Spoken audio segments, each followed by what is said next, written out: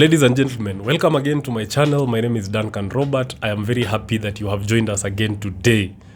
If you are here for the first time, please be notified that this is an educative platform. I endeavor to inform people. I endeavor to empower you through matters economics, finance, accounting, and everything that you will want to know about business.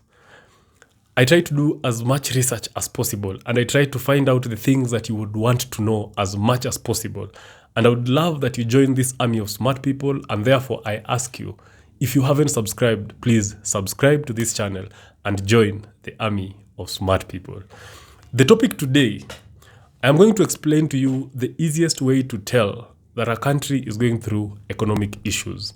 Guys, when you have a car, if someone wants to buy that car, what they will ask you is, I want to see the history of how many times you have visited the mechanic. And therefore, you will make your conclusion based on that. The same thing applies to country. The economy to the country is like health to your body. Yeah? There are so many factors that affect economies. And as such, when they are faced with issues, economic issues, their doctor, the doctor they run to is the IMF.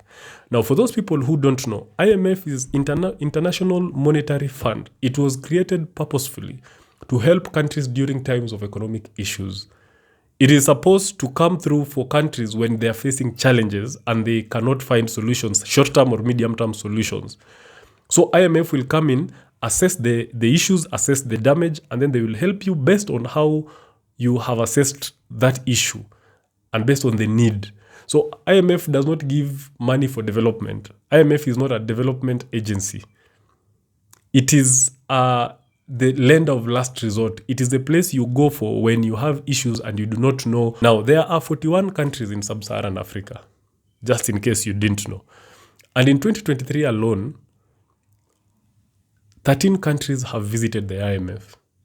And when I look at that list of the 13 countries, majority of those countries we all have seen the kind of challenges they have faced. Some of them have had armed conflicts. Some of them have had political crisis. Some of them have had wars. Yeah? And it clearly shows how political crises correlate with economic issues. Yeah, it almost just affects the country directly whenever a country has these kind of issues. And some of those countries, when I'll name them, you will clearly see that this is why. But again, there are some countries that will appear there that do not have political issues at all. They are pretty much stable politically. But again, they have gone to IMF to ask for money. Why? Let's find out. So, in Africa, there are 41 sub-Saharan African countries. But out of that, 13 of those countries have visited the IMF. So I've tried to put them in line. That means from the country that has asked for the least to the country that has asked for the most. And before I even do that, I have remembered something very important. IMF gives countries money based on your quota subscription. Quota subscription is basically how much money you have deposited with IMF for you to get a voting right or for you to get the voting powers. So the more you have with IMF, the more voting or veto power you have, and the more financial support or assistance you will receive in your time of crisis. You are limited. The amount of money you can access from IMF is limited to the amount of quota that you have provided. You understand? So, and the amount of quota you have provided is directly correlated with the size and the economic might of your country. So that is another way, the easiest way of also looking at the economic size and economic might of your country as measured by IMF. You can just look at the amount of quota that you provide to IMF, and that will tell you exactly how much the maximum amount of money that you can access from IMF, either annually or cumulatively in total. Now, let's go back to our list.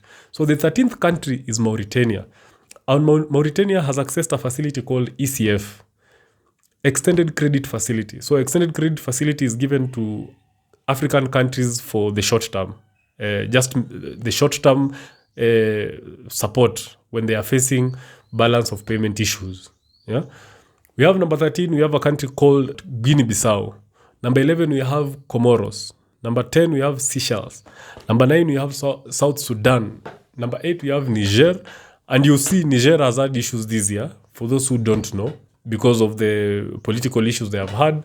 Central African Republic, Burundi at number 6, Burkina Faso at number 5, Kenya at number 4. Now, allow me to mention something about Kenya. Kenya has gone to access something from IMF called RSF.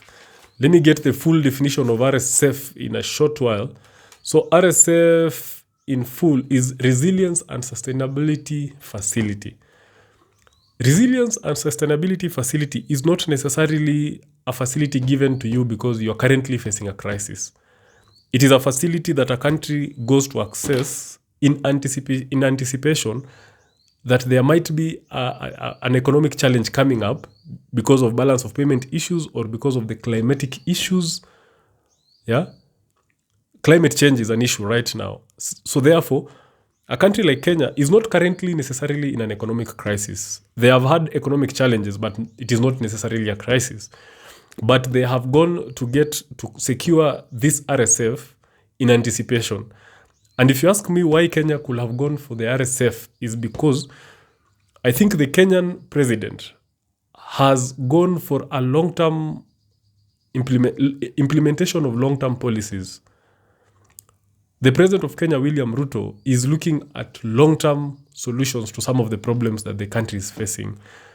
And that is why he has not been able to solve some of these short-term issues that the country is facing, like inflation and all that, because he's looking at a long-term solution. And because he's seeing that even in the near future, in the next 1 year or two, some of the things that he's trying to solve will not necessarily be solved. He is securing himself the RSF so that whenever those kind of issues will come up, he will have the liquidity to be able to deal with them as he waits for some of his long-term policies to come to fruition. So Kenya is not necessarily on that list because it has current economic crisis. It is just because it is securing the future because of an anticipation of challenges. And then we have at number 3, we have Senegal. Number 2, we have Ghana, and we all know what Ghana has gone through this year, and it was expected for Ghana to be there. It has asked for the second most money from IMF, and of course, number 1, Cote d'Ivoire, which has asked for the highest amount of money from IMF in 2023. So those are the 13 countries that have accessed money this far, and it clearly now tells you, if you want to know the quickest way for you to be able to know that these countries are actually facing economic challenges, that is how you can tell. Guys, that's me. That is the content I had for you today. My name is Duncan. Please remember to subscribe. Remember, this channel will educate you. I can assure you that what we have in store for you is going to make you better. And why not then subscribe so that whenever I upload any content, you're able to see and you're able to become a member of this army of smart people. Thank you very much.